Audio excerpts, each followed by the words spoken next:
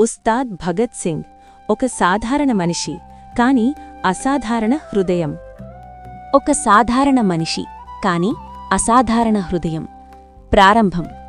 ఒక చిన్న గ్రామం, వేములపల్లి. ఆ గ్రామంలో ఒక విచిత్రమైన మనిషి ఉండేవాడు. అతని పేరు భగత్ సింగ్. కాని గ్రామంలో ఎవ్వరూ అతన్నలా పిలవరు. అందరూ ఒకే పేరు పెట్టారు, ఉస్తాద్ భగత్ సింగ్. ఎందుకంటే అతను ఏ పని చేసినా అది ఒక కళలా చేసేవాడు. అతని స్వభావం. భగత్ సింగ్కి 3 ప్రత్యేకతలున్నాయి. 1 ఎప్పుడూ నవ్వుతూనే ఉంటాడు. 2 ఎవరికి కష్టమొచ్చినా ముందుగా అతనే పరిగెట్టి వెళతాడు. 3 దేవుడిపై అతనికి అతి విశ్వాసం. గ్రామంలో వాళ్లనేవారు, ఈ మనిషి కొంచెం పిచ్చివాడేమో, కాని ఆ పిచ్చిలోనే ఒక గొప్ప హృదయం దాగి ఉంది. చిన్న కామెడీ. ఒకరోజు గ్రామంలో టీ షాపులో రాము, అయ్య భగత్ సింగ్, నువ్వు ఏ పని చేస్తావు? భగత్ సింగ్ నవ్వుతూ, నేను 3 పనులు చేస్తాను. రాము, ఏవి? భగత్ సింగ్, ఉదయం దేవుణ్ణి నమ్ముతాను, మధ్యాహ్నం మనుషుల్ని నమ్ముతాను, రాత్రి నన్నే నమ్ముకుంటాను. టీ షాప్ మొత్తం నవ్వులతో నిండిపోయింది. అతని జీవితం. భగత్ సింగ్ చాలా పేదవాడు. ఒక చిన్న ఇల్లు, ఒక పాత సైకిలు మరియు ఒక చిన్న హనుమాన్ విగ్రహం. అతని దగ్గర ఉన్న ఆస్తి అంతే, కాని అతని హృదయం మాత్రం అనంత సంపద. అతని భక్తి.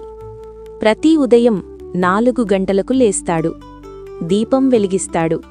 అప్పుడు ఇలా అంటాడు, దేవుడా, నాకు పెద్ద జీవితం అవసరం లేదు, కాని నా వల్ల ఎవరికైనా ఒక చిరునవ్వు రావాలి.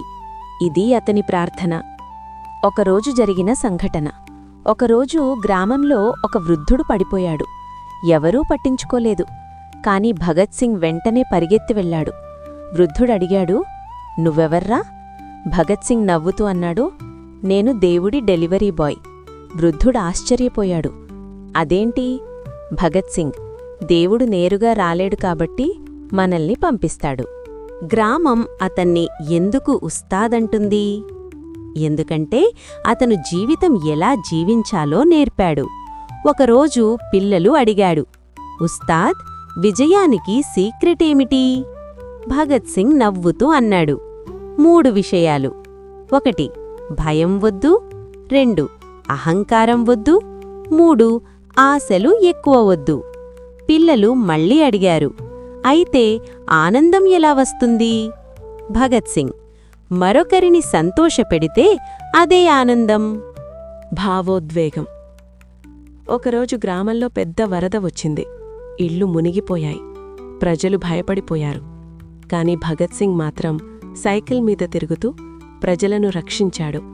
పిల్లలను తీసుకెళ్లాడు. వృద్ధులను భుజాలపై మోశాడు. అప్పుడు గ్రామంలోని ఒక మహిళ ఏడుస్తూ అడిగింది, మీకు భయం లేదా? భగత్ సింగ్ నవ్వుతూ అన్నాడు, భయం ఉంది, కాని ప్రేమ ఎక్కువ. ఒక గొప్ప డైలాగ్. ఆ రోజు గ్రామం మొత్తం అతన్ని చూసి ఆశ్చర్యపోయింది.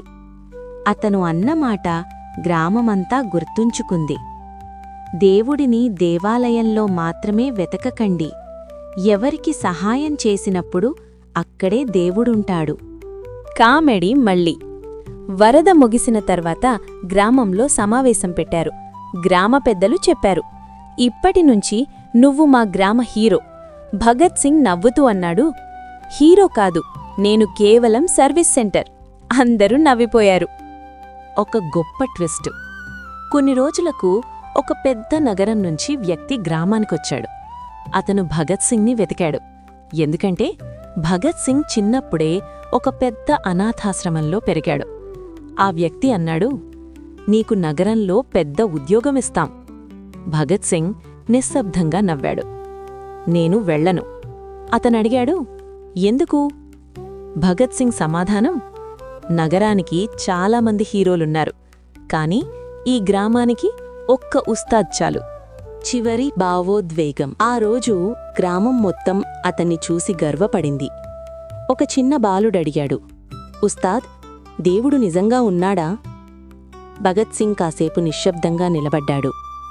ఆ తర్వాత బాలుడి తలమీద చెయ్యి వేసి అన్నాడు, నువ్వు ఎవరిని ప్రేమిస్తే అక్కడే దేవుడుంటాడు. ముగింపు సందేశం. సంవత్సరాలు గడిచాయి. భగత్ సింగ్ ఇంకా అదే గ్రామంలో ఉన్నాడు. అతని దగ్గర ఇప్పటికీ అదే పాత సైకిలు. కాని గ్రామంలో ఒక మార్పు జరిగింది.